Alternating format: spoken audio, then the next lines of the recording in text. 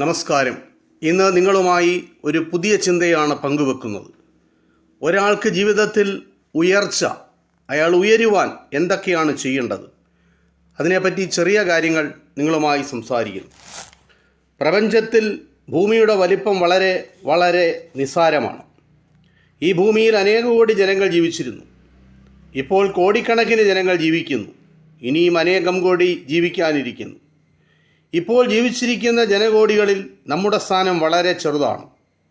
പ്രപഞ്ചത്തിലെ ഒരു കണികയുടെ സ്ഥാനം പോലെയാണെന്ന് നമുക്ക് വേണമെങ്കിൽ അതിനെ കരുതാം. ഈ ഭൂമിയിലേക്കെത്തി ആദ്യ ശ്വാസം എടുത്തപ്പോൾ വ്യക്തി എന്ന നിലയിൽ നമ്മുടെ ജീവിതം ആരംഭിച്ചു. അവസാന ശ്വാസം വിടുമ്പോൾ ജീവിതം തീരുകയും ചെയ്യുന്നു. കാലത്തിൻ്റെ അനന്തതയിൽ ഒരാളുടെ ജീവിതകാലം വളരെ ചെറുതാണ്. എന്നാൽ ദൈവത്തിൻ്റെ സൃഷ്ടികളിൽ ഏറ്റവും മഹത്തരമായത് മനുഷ്യജന്മമാണ്. മനുഷ്യന് വളരെ സവിശേഷതകളുണ്ട്.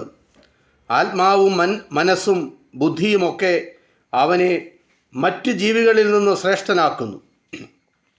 മൃഗങ്ങൾക്ക് ഭക്ഷണം മാത്രം മതി ജീവിക്കുവാൻ.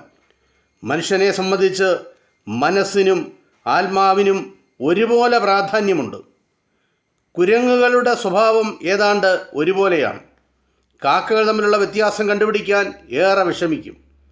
എന്നാൽ ഒരു മനുഷ്യനെ പോലെ വേറെ ഒരാളില്ല. ഒരാളെപ്പോലെ മറ്റൊരാൾക്ക് ആകാനും പറ്റില്ല. ഓരോരുത്തരും ഒട്ടേറെ പ്രത്യേകതകൾ അടങ്ങിയ ഓരോ സൃഷ്ടിയാണ്. ഓരോരുത്തർക്കും ഓരോ വ്യക്തിത്വമുണ്ട്.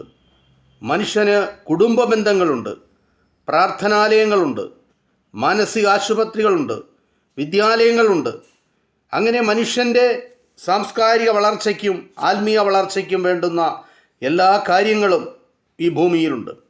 മൃഗങ്ങൾക്ക് ഇവയുടെ ആവശ്യമില്ല. മൃഗങ്ങൾ സ്വയം ജീവിക്കുമ്പോൾ ശരിയായ മനുഷ്യൻ മറ്റുള്ളവർക്കായി ജീവിക്കുന്നു.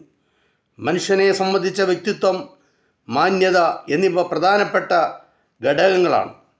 മനുഷ്യൻ്റെ വ്യക്തിത്വം അവൻ്റെ പ്രവൃത്തിയിലൂടെയും സംസാരത്തിലൂടെയും ഇടപെടലുകളിലൂടെയുമാണ് പ്രകടമാകുന്നത്.